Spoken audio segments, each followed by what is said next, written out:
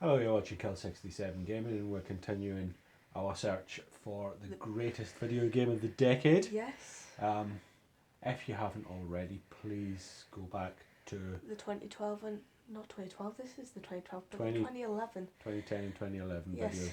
And cast your vote for them. There will be a vote on the end card of this video as well after we've discussed the runners and riders.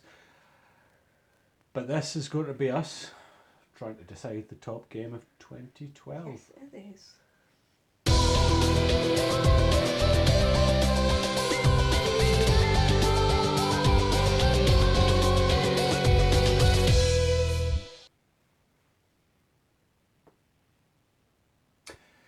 So, the first game that we're going to consider for our 2012 vote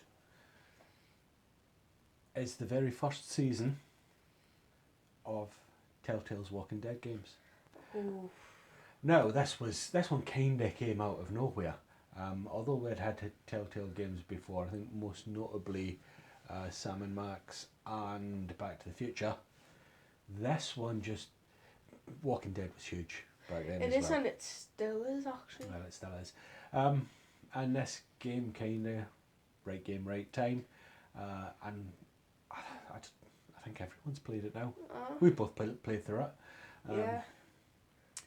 Starting the story is Lee in this one. He didn't play as Clementine No. until the later seasons.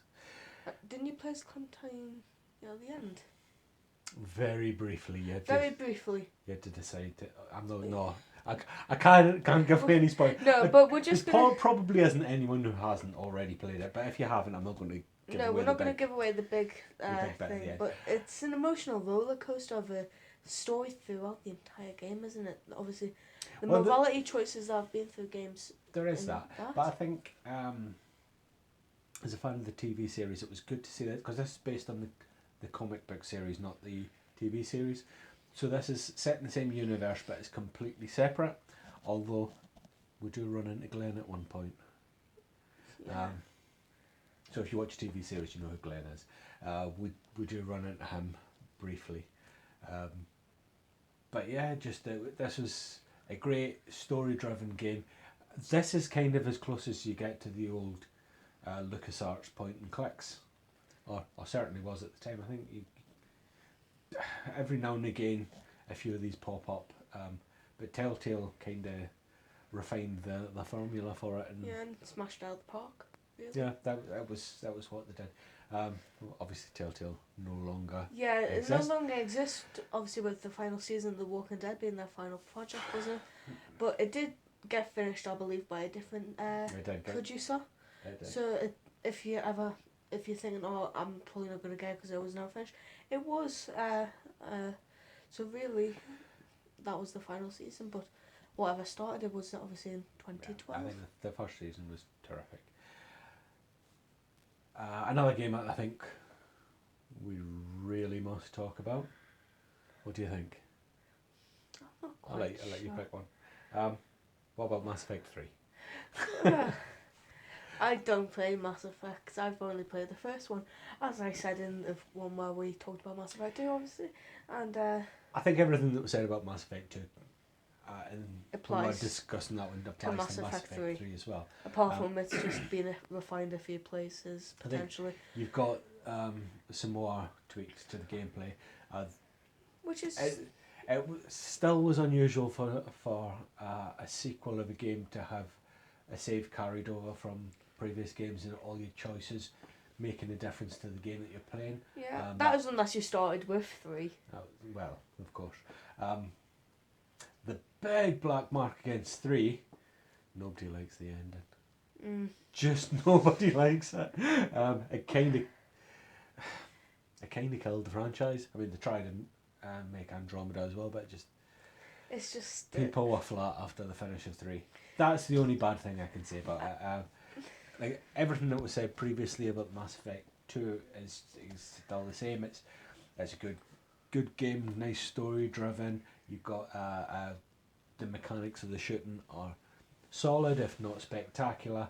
It does everything well, apart from that ending, I'm afraid. Obviously, I can't say anything about it because I haven't played it and I haven't seen the ending at all. So really, I can't say much about it. But obviously, I know that people hate it, the ending, but like the game. So was that. Halo got an out in 2012. did it? Which one? Halo 4. Oh. So over to you, because I don't really play Halo. Now, I have played Halo 4 and it is actually a really good game, but not my personal favourite out of the series. I'd say 3 is definitely my favourite. I've spent the most time on that. But that's not what we're talking about. We're talking about 4. Now, this obviously is continuing the Master Chief storyline. Is this part of the Master Chief storyline? I believe it is. I'm not so sure. Yeah, it is. Master Chief UNSC. I'm not so sure. I think Master Chief just ran three games. Yeah. I don't play Halo, but No, I believe it's in the Master Chief collection, which means it's part of it is actually. But either way, it is another Halo game and a really good shooter. I mean, I haven't played tons of it, so obviously I don't have a massive input to it, but yeah, from what I remember playing, it is actually really good. And yeah, if you just want to shooter to pass a bit of time, I'd say go and play it. Oh, shooter. Means that you played it and I didn't. Borderlands 2. Oh, no, I played tons of this. This is... I did play Tales from the Borderlands when that came out. So, right, I know a little bit about the world that it's set in. You know a little bit of the world that's set in, but really Tales of Borderlands... Oh no, it's not. It's completely different. It's completely different. But, I mean, the world that it's set in seems... The world that's set in is... well fleshed out. It's a barren wasteland, basically, that is inhabited by psychos and bandits, and obviously you play as a vault hunter. But I remember in the second one, obviously there was... the story is really good, honestly. Obviously coming off the first one where you played as the original vault hunters. I believe it was... Oh, can't remember their names. I remember Lilith. She was the siren in the first one. And so they all get carried into the second game and it continues on. And you obviously choose from your second start. And Borderlands 2 is still getting played quite heavily today. Well, the VR one's just come out, isn't it? So it came out a little while ago, and obviously the normal second one's still being played and still having stuff done to it. But yeah, it's actually just a really good story to it. Obviously, you going up against Handsome Jack and his army and stuff. But there was obviously I'm not going to spoil in case you haven't seen it yet, but there is just tons to do, and it's like there is some bits where it's like, oh, it's high drama or stuff, but it's always brilliant. And obviously just you can go back to it and play it so many times because there's so many different guns, and once you've completed the story, there's always the tons of side quests, and then you've got farming for guns, haven't you? Well, there was another shot. That was a year for shooters, obviously. Ooh, so I'm gonna have Call of Duty Black Ops 2. Oh, now I put Call of Duty Black Ops 1 as mine, one that you can argue through, and Black Ops 2 just was Black Ops 1 story continued, but it was so much like it was futuristic more than the first one. I think you must have liked this because I think you've got it on everything, including the Wii U. Yes.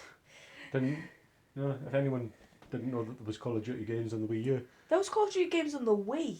Well, but and this was a proper Call of Duty game. Yeah, this was one where I was like, it didn't try and fit itself in. It was. Well, the Wii U had come out and it was for a brief period of a few months, and Nintendo had hardware that was on a par with the competition. Yeah, and but the Black Ops 2 story is absolutely amazing. I remember I didn't play that much of the campaign, but I did play it a bit, and it was really good. I remember playing the multiplayer, which still has a heavy community. Obviously still tons of everyday stuff like modders and that, but with modded lobbies and stuff. But the zombies was something that I was heavily invested in. I remember playing Town, which was my favourite map to play on, and just playing it. And obviously with the pack punch being in the middle, it was quite easy to survive quite a lot. Transit was one that people didn't like because of the boss, but I liked it. But yeah, if you're looking for a good Call of Duty experience, I'd say Black Ops 2 is one of those which still holds its price at around £10, I believe. But it's worth it. Every penny of it. No. There was some games that weren't shooters that came out in 2012. One of the more notable ones was the last proper Diablo game, Diablo 3. I'm sure that... Which is just, it's on the Switch if you ever want to play it. I'm sure that, well, like they say, I mean, it still continues on to this day. Diablo 3 is still heavily played, especially on PC. Switch has an exclusive edition of Diablo. It's like a console version of it. I mean, Diablo's, it's one of those games that's kind of... It's not quite retro, but it's not quite modern either. It's in between. It's somewhat there. Dungeon crawling game, which you either love them or you hate them. There seems to be an awful lot of people that love them. I've never played a Diablo game, I don't believe. But obviously that's not to say that I wouldn't like it if I tried it. I think you would like Diablo because there's a lot of mindless fun to be had. Yeah, just like you can throw away time on it, I'm guessing. Well, you can. Not that it's a throwaway title because, as I say, as people have been heavily invested in this game to this day, so it's 8 years on? Not quite, but you know. Not quite 8 years because obviously release dates in 2012, but if we're going off people are still playing it, yes, and it's still being released, so... obviously... It's still got a heavy community. It has. If you really think about Diablo's a little bit of one of those... people hear Diablo and some are now turned off because EA insisted that it was a mobile phone game. No, but when you really think about it, you have to... For it being off 8 years, to then just come back onto a Switch, have its own edition of the console, and then... There's still tons of players on PC and everything. Yeah. It's massive. The Switch is the perfect home for it because it's because of its age. It's not graphically intensive or anything like that. So it's a good home for it. But Diablo was like as I say, it was one of these games with a massive fan community. Still holds its community. It certainly does. What other games did we have at this time? See, I can't remember most of them. I'll remember the more recent ones, but I won't remember the I'll tell you one that you should remember because you play what through is it? It's Sleeping Dogs. Sleeping Dogs, I played through this like a year ago and I completed. Because it's one of those games where if you have an Xbox One, you'll notice when you go in the sales, it tends to be in there. And for a few pounds, it's actually really worth it. Obviously, an open world game in I really liked it because it was an open world, but it wasn't... Most open world games tend to be American cities or what have you. This was in Hong Kong. Was completely different, and I liked it. I thought the melee combat was very good on it as well, which is something that you don't get on, for example, a Grand Theft Auto or something like that. See, I made my character wear the ghost pig mask. I remember. But, it's brilliant, honestly. It's for one an open world game that surprisingly has lost a lot of its value. I think it's one that everyone should play. Yeah, and obviously the definitive edition being on sale quite a lot of times. Obviously, it tends to be under £5, like £3.20 something. It's a little thing. It's a great city to explore. It's quite claustrophobic, which I believe Hong Kong is for real. And you really get that going through the game. There's a great selection of vehicles, whether it be weapons, cars, motorbikes, clothing. Yeah. So really, for the small price that it is, most of the time, it's worth it. Really. Everyone should play it. Yeah, it's one of those where you should just play it. What about if we're talking about shooters, which we were before? Counter-Strike Global Offensive came out in 2012. Oh, it holds its value, still holds its community, and is still having updates till this day of different cases for its weapons. It's a massive esports thing, isn't it? It's a massive esports thing, and it's a massive online community. Obviously, I haven't played it. We tried. You have played it a little bit. We have. You haven't played much. I haven't played much, but it's like... It's one of those where you really wanted it, and when you got it, it was... Yeah. But it was hard to get controller configured to it. It was. So it's like, that's something But I think because it's an esports thing, everyone's playing mouse and keyboard. Yeah, anyway. I'll probably have to go back to it, try that maybe. I'm not sure, but for the thing that it is, it's an online multiplayer where there is obviously in-app purchases, and there's tons of them, honestly. If we're being honest, it is a in-app purchase riddle thing because of all the cases, which cost quite a lot. And obviously all the cool weapon skins and knives cost quite a lot. But you don't need them. Obviously you can just play the online multiplayer, and it looks brilliant. Obviously I've played a tiny little bit, but yeah, from what I've played and obviously what I've seen, it's brilliant. Another thing that we got in 2012 was we got the very first Forza Horizon. Ooh. Now the Forza series already had a really good reputation through its numbered entries, and they decided to go all in with this open world. Which is something. I forgot Horizon's the only one that's open world.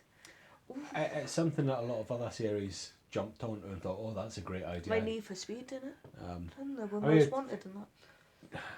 I love the Forza Horizon games. I went back to 4 recently. But obviously that's not what we're talking about, but for me it's always a funny grey area of these open world driving games, because whilst they're great to explore, as soon as you explode it, it's like it gets a bit repetitive. Well, you miss being able to get out the car.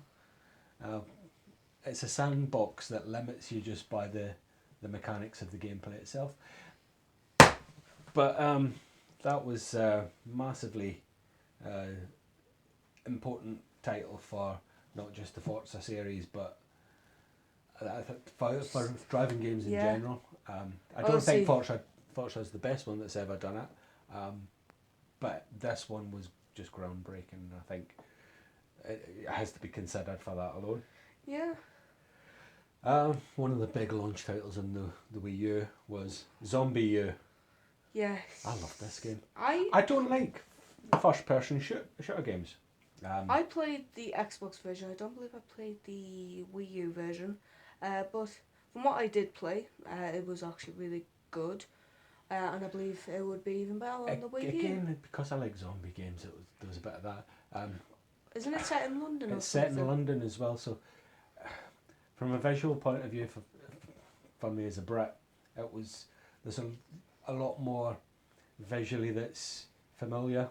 Like just simple things like street signs, road markings, this sort of thing. It was. So instead of it, so you could put like a game in London and have it a zombie game and it'd be closer to us, but if it was like a zombie game in New York, it could be closer to people in America. Well, there is that. So it's something that's closer to us. But I think it's far rarer to find something that's. And it is quite cheap. UK based. I think you can pick it up for nothing now. Well, not quite nothing. Well, dead cheap though. I think everyone that's got a Wii U's probably got it, or had it at one point. Also, because the Wii U didn't do so well, it did get ported to Xbox and One PlayStation and PlayStation 4. So really, play it wherever you can play it. It's actually a good game. Definitely stands up. It's got all the tension of another one of my favourite horror games, the original Condemned. So you've got the dimly lit first-person exploration, and quite often you find yourself going through stages very, very slowly because you're very aware that something can jump out at you at any time. I just love the game. Honestly, I'm never like that, really. I never played zombie like that. I was always rushing through. I don't know what that's about me. It's just I rush through things. I think if it's tense, I rush through it so then it gets over and done with. You can't really do that though. To get the full experience, I'd say don't do what I do. Don't rush through it. If you want to get full experience. I think it made really good use of the gamepad as well. See, I never played with a gamepad, so I can't when you played much. it on the Wii U, instead of going into a pause menu to sort out your inventory, you had to do it on the move.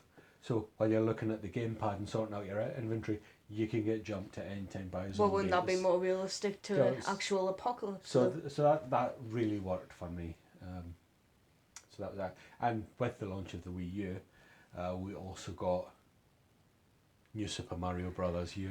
Oh, This was a return to form for me right in my wheelhouse is 2D Mario, and this was 2D Mario done in HD, which was just everything that I could possibly want.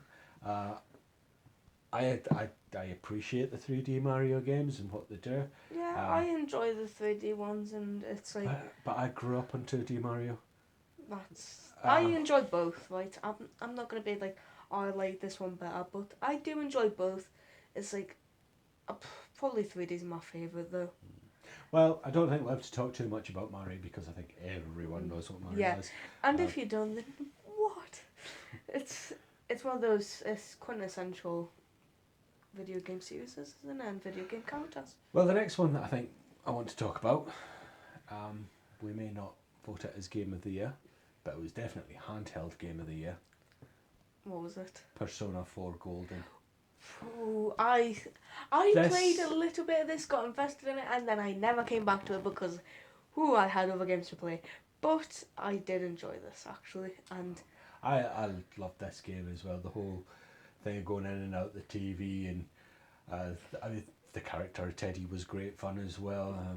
I enjoyed Teddy. But it's quite a dark story. I think most of the Persona stories are really quite dark. And this is proper hardcore JRPG. This is there's nothing Western about this at all. This is hardcore Japanese. See, you either love it or you don't.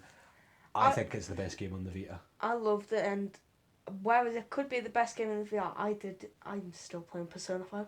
Haven't played it in a while, but it is actually, the Persona series is great fun, really, if you have the time.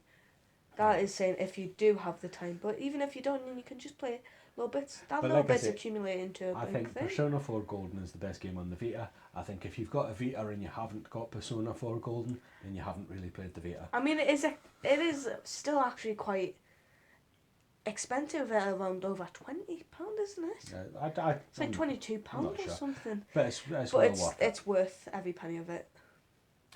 Well, we'll talk about one more game.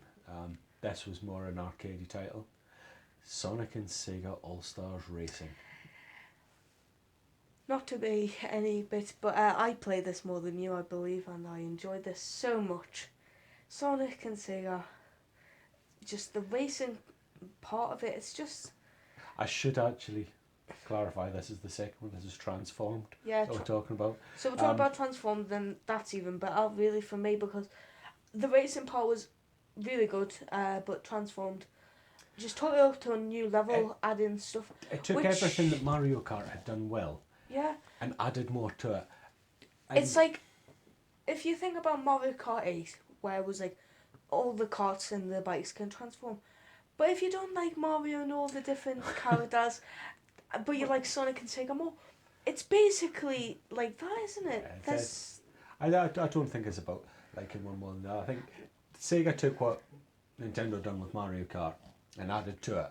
Obviously, it's on the same console. With Mario Kart 8, Nintendo had to look at what Sega had done and incorporated that into their game. So I think the two complement each other brilliantly. Yeah. And this was a great fun couch co-op. Not a co-op. If you want to play together. Not a co-op. This is a couch competition game. Playing split screen 4 ways. This is how these kart racing games are meant to be played, and I thought this was the one thing that would make a huge amount of fun. The one thing that would make it better is if you had a Mario and Sonic and Sega racer, you never know. where it's this Transform / Mario Kart 8, mix them together, and you've got probably a really good racing game. But now we've got to choose. So the way that we do this is going to be 4 for you to vote on. That we'll put on the end card at the end of the video. You just click through to register your vote. We will pick the 4 is I'll pick one uncontested. Aidan will pick one uncontested, and then we have to agree on 2. Agree the next 2. The next 2. Yes. But what do you want to put in? I think I know what you're going to put in. Do you? I believe you're going to put in Persona 4 Golden, but I'm going to put in Borderlands 2. It's there, and I can't say anything apart from it's that good of a game. Probably Borderlands 2 I enjoy Borderlands 1, but I enjoy Borderlands 2 more, and I believe just for that fact that it put us back into shooters and everything, and obviously it's in the Handsome collection. If I want to play it, it's just gotta be in there.